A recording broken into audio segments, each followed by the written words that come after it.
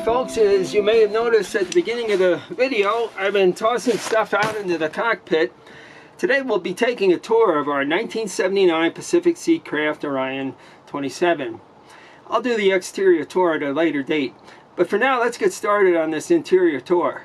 There is a lot in this 27-foot boat, 31 feet when you count the bowsprit on this cutter rig. These boats have a 9-foot 3-inch beam, 6'1" headroom in the salon area, and pretty much everything you'd find on a much larger boat. Designed by Henry Marshott, co-founder of Pacific Seacraft, production ran from 1979 to 93 with something like 300 boats. And over that time they made two models. This is a Mark I we're on. Production ran from 1979 to 1981, and then the Mark II thereafter. The most significant difference in going from Mark I to II was lengthening of the coach roof, and that allowed 2 more port lights up forward. Our boat has a Plan A layout, which makes for a very roomy space here in the salon when not underway, but Plan C is probably a better layout when you are underway. I've never heard of the Plan B layout, and for those of you who have always considered there should always be a Plan B, that might be disturbing. Anyway, jokes aside, even with the Mark I, there were some variations, and our boat is an example. We have an asymmetric V-berth, and that accommodates a larger head. We'll get talking about that a little bit later on. All right, at the top of the cabin here is a vinyl headliner, and it is it has zipper access to deck hardware under here. There's a 1/4 inch foam here, and zippers run aft to forward on both starboard and port sides, with the exception being here in the V-berth, where that is a vinyl covered piece of plywood, I think, that's screwed up there to the deck, underside of the deck. Over here in the head, there's also another area that's non-zippered, and the only way to access deck hardware here is to remove the teak and rail in the back, and or strip I should say, and the staples holding the vinyl to the sides. So all throughout, these are beautiful ceilings here. Port lights are bronze, solid, and in the case of the large ones here, they're 4 small, 4 large port lights. These suckers are 15 pounds. I have screens. I don't have screens up for all of them right now, but this is what a screen looks like. These are, I think they're copper screens, but you can buy these online from a fellow sailor making these. I did strip down all this wood from top to bottom, and bleached it with wood bleach, and then came back with 3-4 coats of varnish. Anyway, I also redid these port lights. They originally had a lot of pewter on them, so I brushed those and I covered it with Evercoat. Oh, and one more thing I had to do with these port lights was, in all cases, I had to replace the safety glass because it had delaminated or discolored. So for those times you don't want so much light coming in, or you want to frustrate the peeping toms that are looking for entertainment, I made these window coverings out of a spare upholstery fabric I had laying around. It's just an elastic band here, and cut to fit. Regarding ventilation, I have this nice butterfly hatch up here, which is not all Orions have, but anyway, it was, when I bought the boat, had plexiglass in there, so I replaced that with safety glass. And the other ventilation, and I'm a little bit of a beef about this, is this forward hatch. So the butterfly hatch is nice for catching wind on the beam, and this forward hatch can catch the wind on the stern or the bow, more likely if you're at anchor especially. It splits air to share with the V-berth, and that's the only air in the V-berth. Not happy about that. And regarding lights, there are a lot of lights. All of these lights, I replaced the bulbs with, which were incandescent, with LED bulbs. I don't know if you could buy incandescent bulbs anymore, but anyway, sure does save a lot on electricity. Okay, upon entry here in the boat, on the starboard side is the navigation area. Pretty nice, actually, navigation desk here. I, of course, don't do much with charting, but it is really handy to be able to write down notes and ship log or whatever. Above the desk is my VHF radio. It makes it handy also to the cockpit as well as here at the navigation desk. This is a newer VHF radio with an AIS option. Below that is a older radar. Don't use radar much, so I haven't felt the need to update it yet, but I think this thing's about 20 years old. Anyway, elsewhere here at the navigation desk is a AC and DC panel that I installed. I have a video on that on my channel. Then going around here, clock, barometer, temperature. I have the red and white option here for illuminating the navigation desk. Some radios. Oh, by the way, I also have a USB outlet here for charging things. Like right now I'm charging this inReach. So that's basically it here at the navigation desk. Down below there's a good volume here to store things. Like I said, there's not a lot of need for charts anymore, but I do keep an overall chart for where I'm going, and I organize my pencils and so forth to keep them from running around. Anyway, that's what's down below here. And below the navigation desk is a battery bank cutoff switch. And then under here, and I've labeled it in case I'm not the one that has to go access this, are controls for bilge pumps. I have two. I have a primary and secondary, and the switch controls for that are there. Then down here we have a strainer for the engine raw water, and then over here is a through hole that goes to the galley sink. All right, right around the corner from the navigation desk is the beginning of the galley. There's two nice deep basins here on this sink, and I installed this fresh water, or I should say new faucet for water. There's a faucet here that actually runs off of external water outside the boat, and you might remember the through hole that was under the navigation seat, and here's a foot pump run the water for that faucet to begin cleaning dishes. Another thing I appreciate about this wand faucet here at the galley is I could spray stuff out in the cockpit. Below the galley sink we have storage here and some plumbing. This is the goes down to the through hole cooler. That's for the fridge, and then over here is the back end of the pump. There's the foot pedal for it. That's for the overboard water, or water coming in from overboard to help clean dishes. And over here some storage for a variety of items. And then over on this side is the compressor for the refrigerator. A lot of open space down here. I store light items like my foldable bucket and other rags and so forth here. Next door is original equipment. This is a two-burner propane stove. The containers for propane are outside on the stern rail. It has a hold bar here and fasten holds to run a seat belt behind you, or some kind of fastening to keep you from rolling around when you're cooking. It comes with an oven, and then there's storage down below here, real narrow storage for thin items. Up here are the controls for my refrigerator, and that's actually over there. And I have installed some containers which help basically keep things from running away. And then below here is basically shelf space, more shelf space for items. Behind the oven and running the whole length of the galley here is a lot of storage, and this is a two-level shelf for storing pantry items, canned goods, powdered goods, whatever. And I've got to say, I really like these leaves that come out. It really does help out with getting things out of your way when you're cooking or whatever, and you have room to prepare for meals.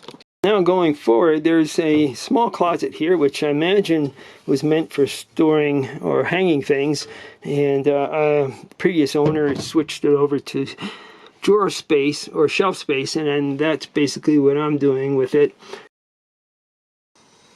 I really like this shelf space up here for temporary item storage. Okay, so now the V-berth, and on this side of the V-berth is a power center.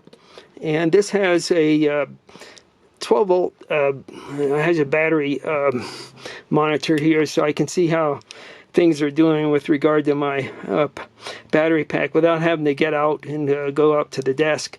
And then we have a USB and a 12 volt outlet here. Right below is the AC.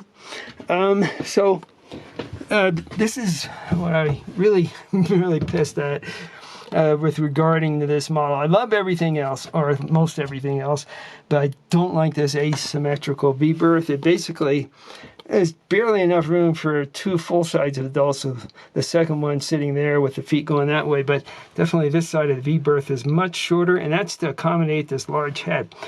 Elsewhere, up forward there is a chain locker for the anchor, and there's a nice shelf up there. And then on this side, a locker for linen and so forth.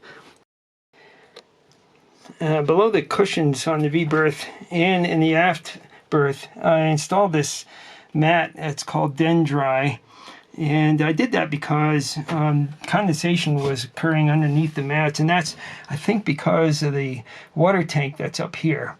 And same thing in the aft section where there's a water tank under the berth mattress. So I think water was condensing under there for that reason, and so this should give some ventilation to help prevent condensation from occurring. This is what it looks like without the mats here. And on this side is some storage variety of items. Not a lot of space, but not too bad. Items that you don't use that often. And I originally there was a plywood top like that on this side, and I replaced this as well as most of my other plywood with this 1/2" HDPE because that plywood was getting rotten. And over here is a sensor for the water tank. And then I installed this HDPE because on this water tank, 15-gallon forward water tank, because that plywood was getting rotten. And after removal of copious amounts of silicone that held down the lid, I reattached with Dow 999 silicone that supposedly is easier to remove than what was there before. Anyway, that's the 15-gallon tank, and I also included a access here so I could clean out the tank. The tank had a lot of scaling. I think I was the first one to remove the tank lids and do a thorough cleaning of the tanks. Now, under the port side, under the V-berth, a good bit more storage, but this was largely inaccessible because originally this boat had a conventional head, and I think it was something like a 15-gallon vinyl sewage or waste bag was in here. So I got rid of that, and I gained a lot more storage. I typically, in addition to some extra life vests and so forth, I add my fresh water here, a good bit of it, and bottles and other containers. Down here at the V-berth, I have the water tank gauge. There's one in the aft too, near the navigation desk for the aft tank. Then going below the V-berth is a small drawer, and below that a small door. And down in here we have the knot meter. It's surrounded by a PVC collar I made, and then I put on this little thumb screw thing here for easy removal of that in case of an emergency. And then further back is a shelf, and that goes around the shroud, PVC shroud I built for the connection to the water tank, just so that any cargo down here doesn't break that off. That's all we have down here. Okay, leaving this frustrating asymmetrical V-berth, somewhat redempted by this extra space made available for this sink. Yeah, I love that. There's a really nice mirror on this side when you first come in. But anyway, back to the sink. I installed this wand, and the nice thing about it is that once you got your water temperature dialed in here, all you do is click this button here on and off to turn the water on and off. And for somebody that's trying to save water like you do on a boat like this, that's wonderful.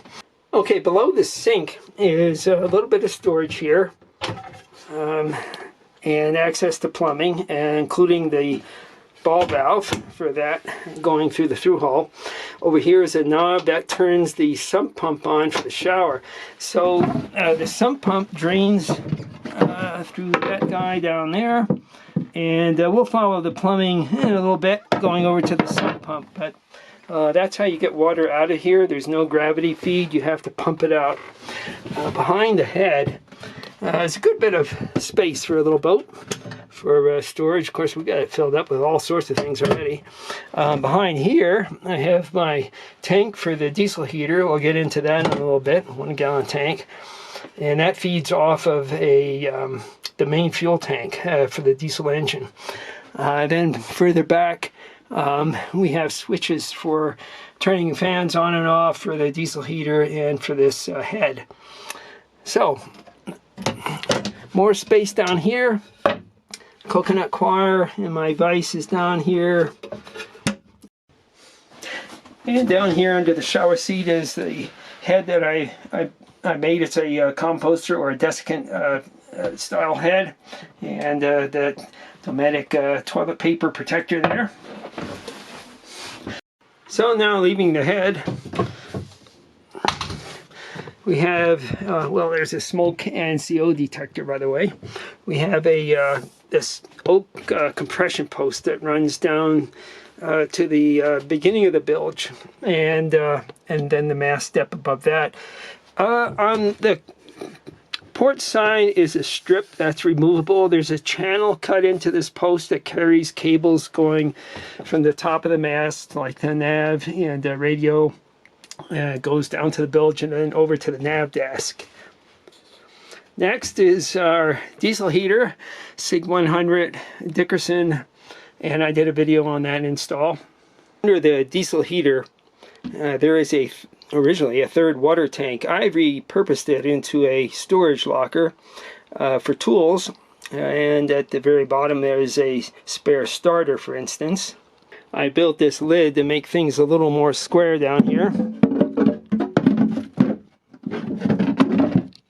And here the space is topped up. I've added 2 layers of tool trays, small boxes of assorted nuts, bolts, cotter pins, light bulbs, electrical connectors, and so on. Next door to the furnace, we have this shelf here.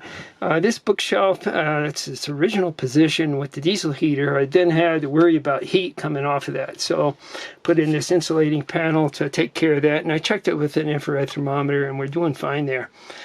Down below here, I have more storage here in the corner for tools, sewing kits, stuff like that. Okay, moving along now to the center of the salon area. Under this seat we'll find pumps. What we have here is a pump to pressurize the water system on the boat. And there is, down below here, is another pump, and that's the pump for the sump pump to the shower. And that's a diaphragm pump, and I have a screen right here for that pump so that particles that could fall down into the shower pan don't get sucked into the diaphragm of that sump pump and mess it up.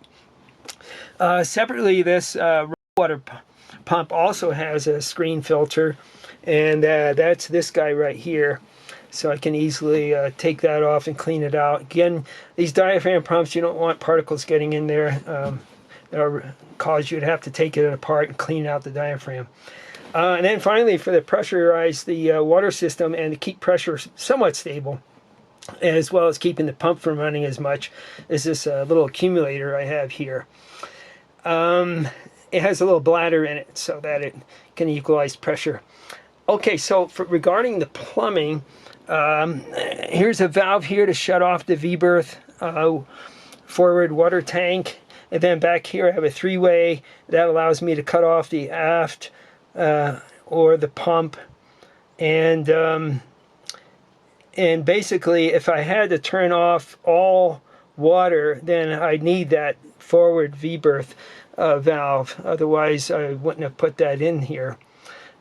Separately, this is the hot water line. I insulated all my hot water lines. And then the line coming in from the shower sump pump, or shower pan I should say, is over here. That goes to the sump pump, and that's a really tight fit. We'll look at that a little bit later near the compression post where you can attach that line to the bottom of the shower pan. A real pain in the neck. And that's basically it. This is the line that goes from the shower sump, and that makes a loop around and goes back that way to the through hull at the head. And there's a air suction brake to keep water from getting sucked in. Alright, leaving the center, over here in the corner we have another storage area. Have miscellaneous things in there, including spare wood and electrical wires and so forth, and a bolt cutter for, actually a cable cutter I should say, for cutting lifelines in case you have to. And that brings us to other needs. Emergency needs are all here in the corner.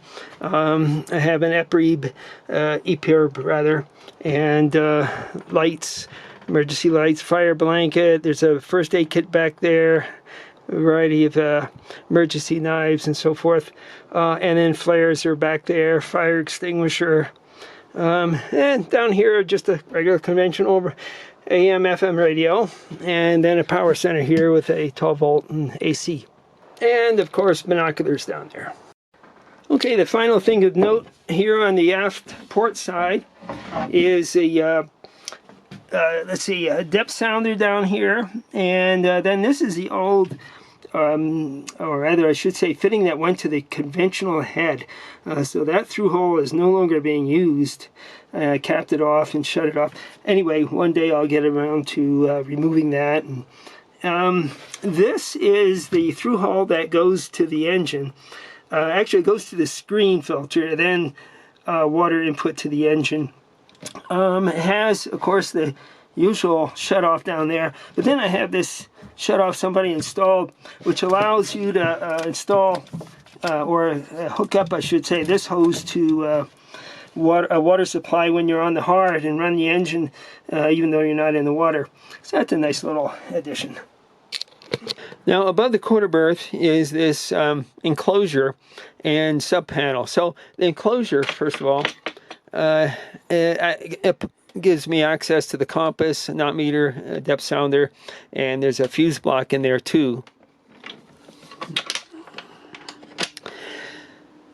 And as far as the sub panel goes, this runs off the DC Blue Sea system that you saw near the nav desk, and includes power for the and switches for the instruments you just saw, and then I have running lights. Now this is a separate circuit for running lights. So I have a tricolor light on top of the mast, and that's operated off the Blue Sea Systems panel, but this one basically runs the bow lights and the stern lights. So in the event that I don't have an operating tricolor, or in one case my mast was down, I still have running lights I can use. So up here is a USB outlet, and below that is a regular standard 12 volt plug, and that's for items I might have running out there, like the nav tablet and the cockpit, and so easy access to power here. Okay, below the sub panel here is the quarter berth. I added a light up here, and out there in the far aft is a chain locker for an aft anchor. But there's a good bit of space here, definitely more than 6 feet for a person, and definitely wide enough for a person. And over on this side I have a solar array charger and monitor. By the way, getting into that quarter berth is hard. What I did to ease things a little bit was mounting this little one loop handle. Okay, one more thing before we leave the salon area.